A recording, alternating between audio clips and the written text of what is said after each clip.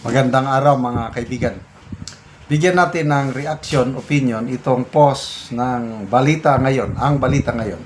Title, Bunuan nakauwi na ng bansa.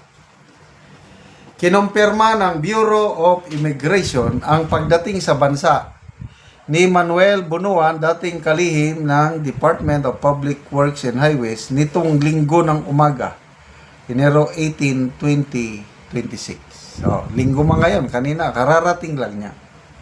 Ayon sa Bureau of Immigration, dumating si Bunuan sa Ninoy Aquino International Airport sakay ng China Airlines Flight C10701 mula Taipei.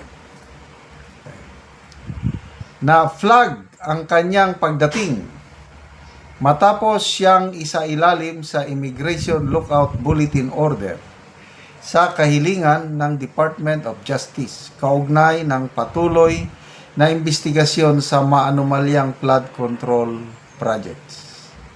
Matatanda nang umalis ng bansa si Bunuan noong November 11, 2025 upang samahan umano ang kanyang asawa para sa isang medical na operasyon sa Estados Unidos.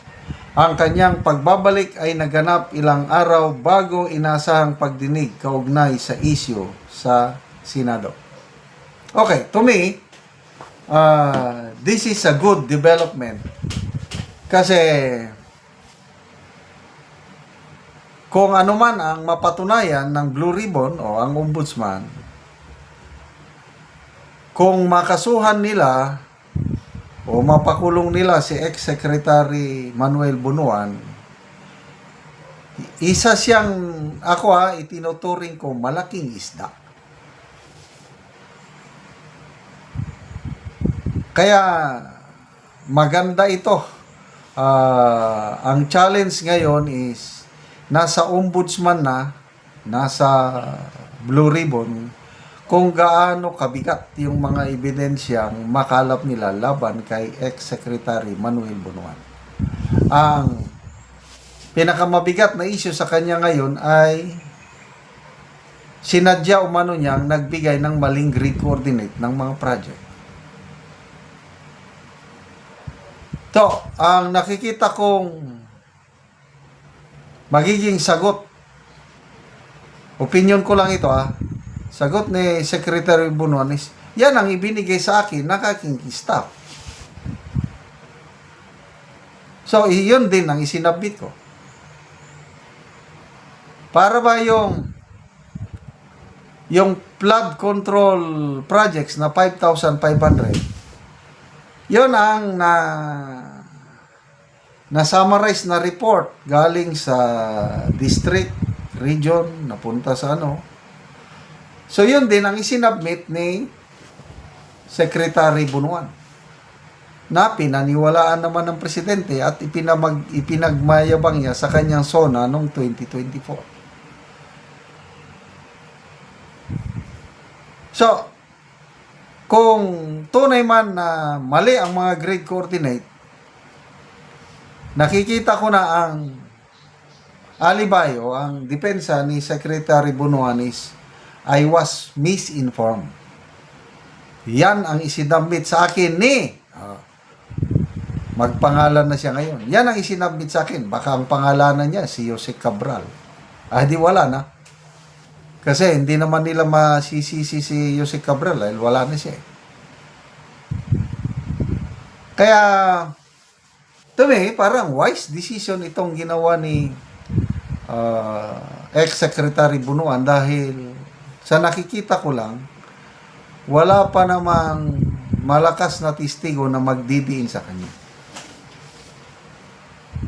Kaya lang, kung may kinalaman ba siya o hindi, dapat patunayan na yan ng ombudsman. Kasi nga, imposibleng wala siyang kinalaman DPWH ka. Kung sakali mang wala siyang kinalaman, ang hulog niya is gross negligence or incompetence.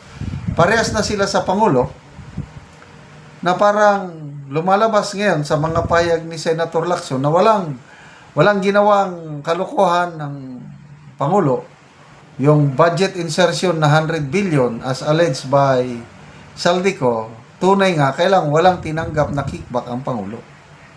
Tumanggap sa kickback, Pangandaman at Bersamin. Nag-resign lang sila, katapos wala na. May nabasa kong post, I don't know how true. Yung bagman, alleged bagman ni Pangulong Marcos Jr. na si Yusek Jojo Cades, di ba nung una, napabalita nag-resign? Kahapon nata may post, I don't know how true. Hindi daw tinanggap ang kanyang resignation at ngayon, bumalik na naman siya. Ano ba? Kaya, ito, kanya-kanyang, lalo akong nawawalan ng tiwala sa ginagawang mga investigasyon. Parang selective ang ginagawa nila. Sino yung kinasuhan na? Yan, Saldico. Nasaan naman si Saldico? Naging sacrificial lang. Kailang mautak si Saldico dahil nakapagtago na siya. Lumalabas ngayon na meron na siyang citizenship sa isang bansa. Na kung totoo, yung sinasabi nilang Portugal, mahirap na siyang kunin doon. So, yun, Saldico lang. Yun ang palabasin nilang mastermind. Kaya lang, parang nahihirapan silang huliin si Saldico. Kaya ngayon, ang next move si Romualdez na lang. Kaya bukas sa Blue Ribbon Committee hearing ni Senator Lacson, abangan natin yung sinasabi ni Senator Lacson na testigo daw na itong si Romualdez nakabili ng ari-arian sa isang subdivision sa Makati na ang ginamit front nila si Diskaya. Tingnan natin kung gaano kalakas yung pasabog ni Ping Lacson. Sana nga malakas na testigo para once and for all madiin na rin si Romualdez katulad ni Saldico. Itong si Secretary John Vic Rimulya, napakatapang niya nang nagsasalita laban kay Saldico and Romualdez. Sinasabi ni John Vic na umabot ng $1 billion ang nakulimbat ni Saldico and posible mas malaki pa ang nakulimbat ng kanyang amo na si dating Speaker Martin Romualdez. So, good luck po, Secretary Bunuan. Salamat at bumalik ka na para harapin ang mga isyu laban sa iyo.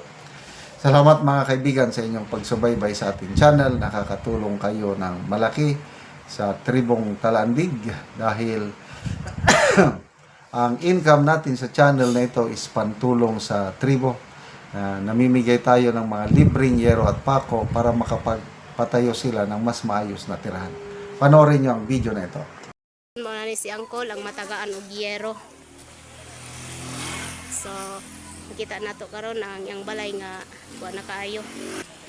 So, si Angkol ang mangitagaan og yero aron makapuli og makaatop siya sa iyang balay. So, mao ni ang kaimtang sa balay ni Angkol.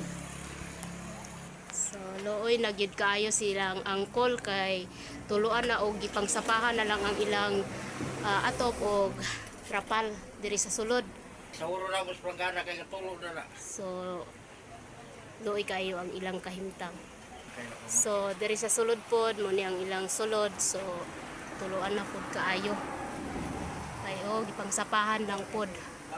Og sin nga daot na pod og tabla.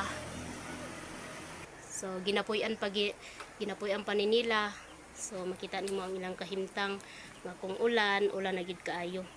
Ulo na diya dito katulog sa sukat og dili katulog.